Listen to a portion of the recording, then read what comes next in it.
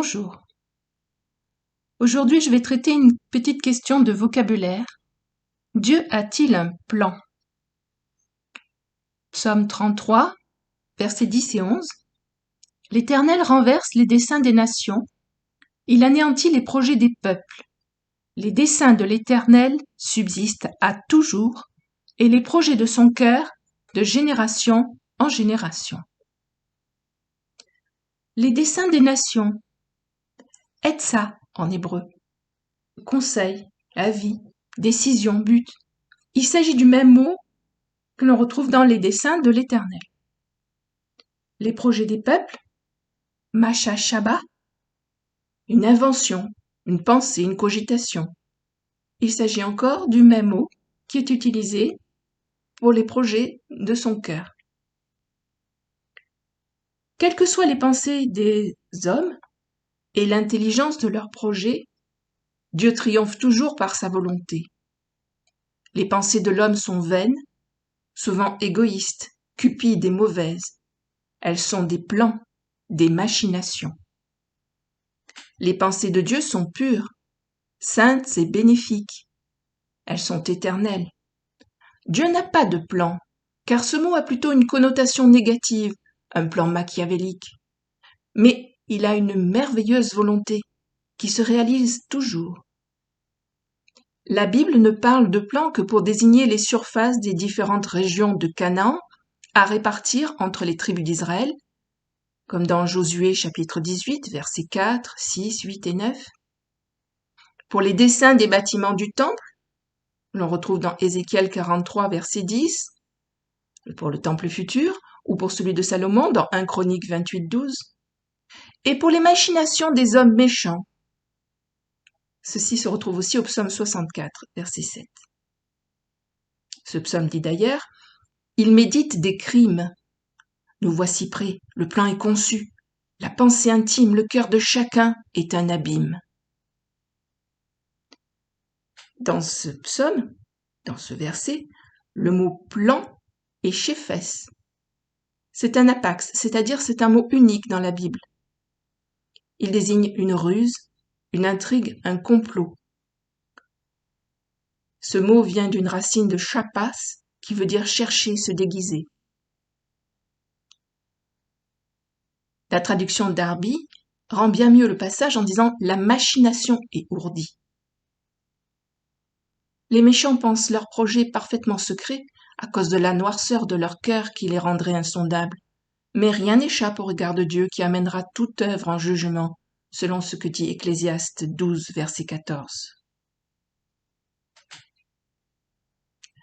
Donc, le mot plan n'est utilisé dans la Bible que pour traduire un schéma comme celui du territoire de Canaan à conquérir et à répartir entre les tribus d'Israël, ou comme celui de la construction du tabernacle, du temple de Salomon, ou de celui d'Ézéchiel. Pour les textes sur la répartition du territoire, le mot traduit par plan dans nos Bibles françaises ne figure même pas dans l'hébreu, mais il est sous-entendu par le contexte. Pour les textes concernant la construction du tabernacle ou d'un temple, le mot hébreu est tabnit, un modèle, une forme, une construction. On retrouve ça dans Exode 25, versets 9 et 40, 1 Chronique 28, verset 12. Ou le mot toknit, mesure, modèle, proportion. Celui-ci est dans Ézéchiel 43, verset 10. La Bible ne parle jamais de plan de Dieu, dans l'Ancien comme dans le Nouveau Testament. Le plan est une machination, un projet froid, un calcul sinistre. Dieu a des desseins et une volonté. Voici en exemple quelques passages bibliques ayant trait à la volonté de Dieu, ainsi que le vocabulaire hébreu qui désigne cette volonté divine et qui se retrouve alternativement dans tous les passages l'impliquant. Ézéchiel 28, verset 6. C'est pourquoi ainsi parle le Seigneur l'Éternel, parce que tu prends ta volonté pour la volonté de Dieu. La volonté, les babes, ce qui est au milieu ou interne, l'homme intérieur, l'esprit, le cœur, l'âme, la compréhension. Ce mot vient du mot leb, la conscience, le cœur au sens de caractère moral ou siège des sentiments, l'être intérieur, quoi. Psaume 143, verset 10. Enseigne-moi à faire ta volonté, car tu es mon Dieu, que ton bon esprit me conduise sur la voie droite. Ici, volonté, en hébreu, ratson, souhait, désir, ce qui plaît ou satisfait. Ésaïe 48, verset 14. Vous tous assemblez-vous et écoutez. Qui d'entre eux a annoncé ces choses? Celui que l'Éternel aime exécutera sa volonté contre Babylone et son bras s'appesantira sur les Chaldéens. Ici, volonté est shephetz, délice, plaisir, bon plaisir. Ésaïe 55, verset 11. Ainsi en est-il de ma parole qui sort de ma bouche. Elle ne retourne point à moi sans effet, sans avoir exécuté ma volonté et accompli mes desseins.